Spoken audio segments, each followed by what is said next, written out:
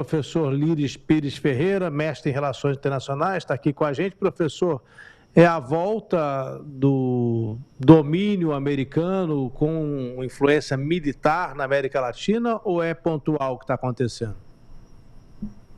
Não, como eu disse há pouco, isso é parte de uma estratégia, né, bem considerada, bem formulada e é oficial, que é a nova estratégia de segurança nacional dos Estados Unidos, que foi divulgada, né, recentemente, né, em dezembro, né, do ano passado. Isso quer dizer mais ataques?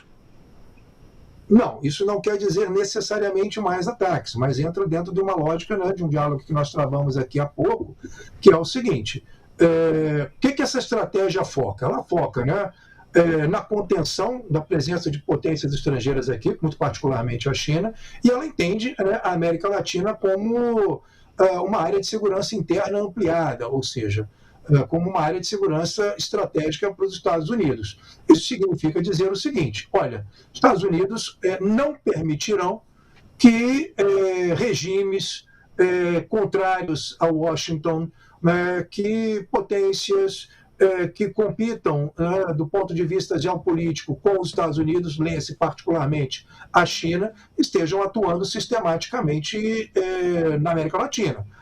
Essa lógica do American First, do América Primeiro, na verdade, afirma a preeminência, ou reafirma a preeminência dos Estados Unidos no hemisfério ocidental, com uma maior militarização e uma pressão cada vez mais sistemática por um alinhamento político e comercial em relação aos Estados Unidos. Isso não significa que, por exemplo, um país como o Brasil esteja na iminência de um ataque, caso, por exemplo, confronte os Estados Unidos. Não é isso, não significa isso, mas significa que o torniquete norte-americano estará apertando sobre o conjunto mais amplo da América Latina e que os Estados Unidos sinalizam que, se os seus interesses forem confrontados muito diretamente, o recurso à força é um recurso que eles estão dispostos a utilizar.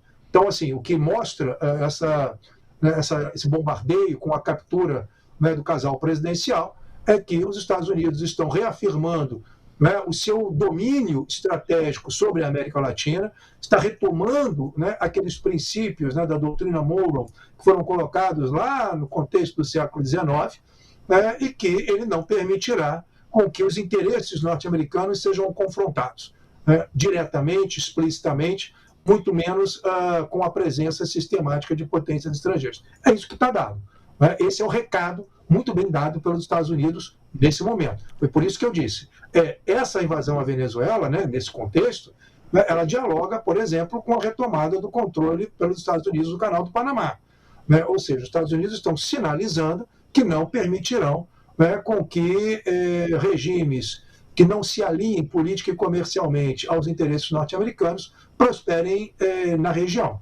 O que isso vai significar para os regimes mais à esquerda, inclusive para o Brasil? Não significa uma ameaça de uma invasão, pelo contrário, mas significa que o torniquete vai ser apertado e que os Estados Unidos vão pressionar para que os interesses norte-americanos sejam materializados no conjunto mais amplo das Américas e, muito particularmente, na América Latina.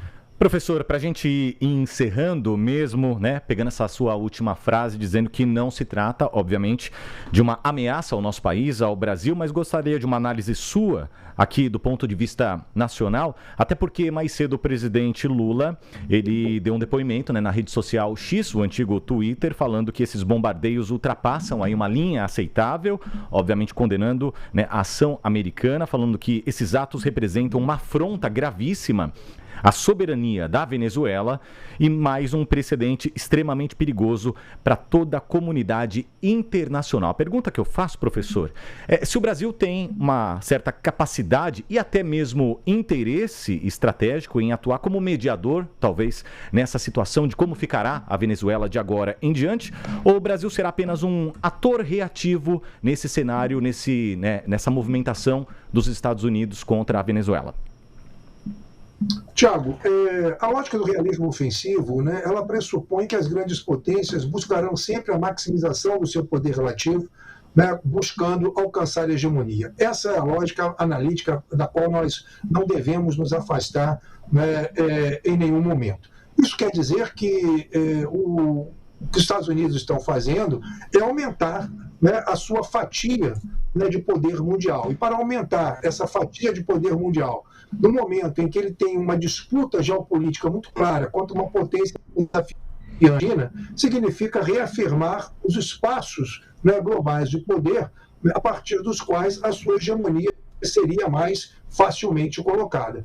O Brasil é parte da América Latina e, portanto, está historicamente, né, sob a hegemonia dos Estados Unidos, né, sob o domínio hegemônico dos Estados Unidos. Nós estamos fazendo aqui nenhum juízo de valor sobre se isso é bom ou se é ruim, se é certo ou se é errado, porque, mais uma vez, né, a lógica do poder, né, ela se diferencia da lógica do direito. Do ponto de vista do direito internacional, estamos diante de mais